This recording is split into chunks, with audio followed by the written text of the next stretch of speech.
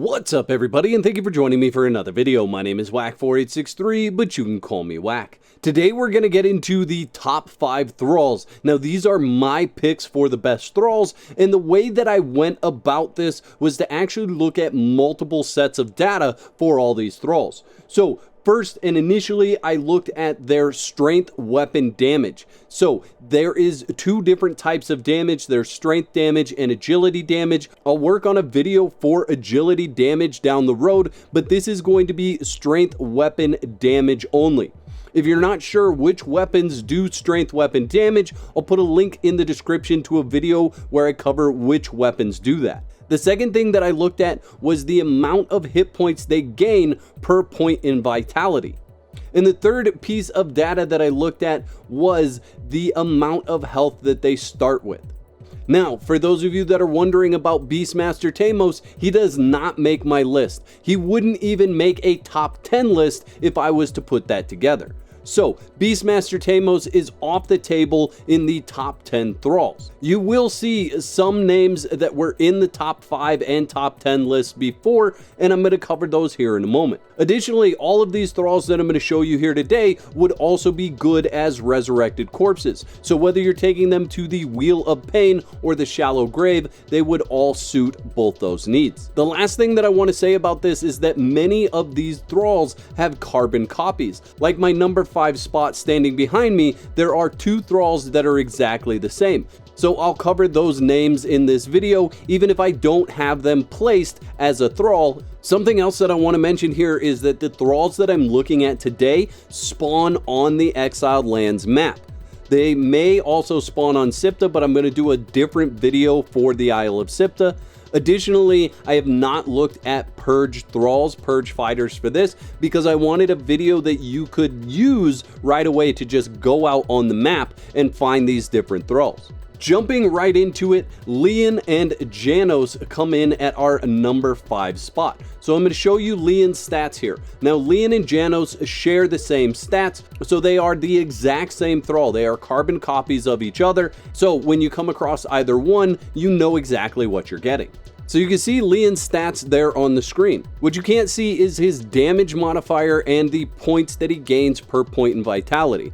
Now technically the information for the points that you gain per point in vitality is there. What you do is look at how much vitality they have and how much bonus health they have, and then you divide the bonus health by the points in vitality, and that gives you that number. So for Leon and Janos, it's actually 61.7 points per point in vitality. So if this goes up by 1, this is going to go up by 61.7.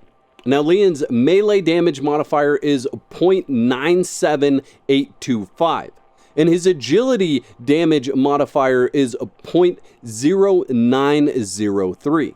Now, for those of you that are wondering how to get that information, if you go into your own solo game or a solo server that you own and you go into admin mode, what you want to do is have that Thrall follow you. You are then going to hit the Enya key to pull up this right here. If you double click it, you get the full screen there. You then want to type in there get follower stat damage modifier melee. That's going to give you the melee damage modifier. So the melee damage modifier is the strength damage. And then if you go back in, what you want to do is type get follower stat damage modifier ranged. That stat, 0.0903, is the agility damage modifier. So that's how you do it. That's how you look at the Thrall's melee damage modifier and agility damage modifier. So now that you know how to get this information and you know my number 5 spot, let's move on to number 4. And my number 4 is going to be Dossius the Sharp. Now he has carbon copies as well. His carbon copies are going to be Eerie the Ravager, Kiss This Flesh Tearer, and Spinnis the Marauder. Let's go ahead and look at their stats real quick so you can see the stats there on the screen. And his damage modifier for strength is 1.118. His agility damage modifier is 1.032. He gains 35.1 hit points per point in vitality. Moving on to the number 3 spot, and I think you guys are going to be surprised that I put the Sumerian Berserker in the number 3 spot. Now, here's the thing about the Sumerian Berserker. It has the highest strength damage modifier in the game. It also has what I think is the highest agility damage modifier in the game. However, it doesn't have the most points per point in vitality gained. So that's why it comes in at my number 3 spot. If we look at his strength damage modifier, he has 1.12.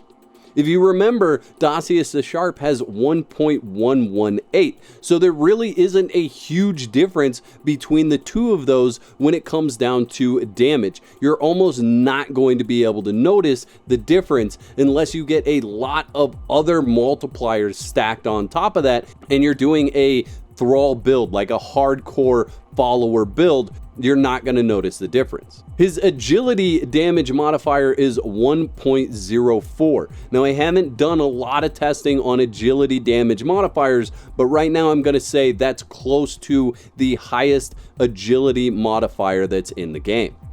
But again, it's not that much more than, say, Dossius the Sharp with a 1.032.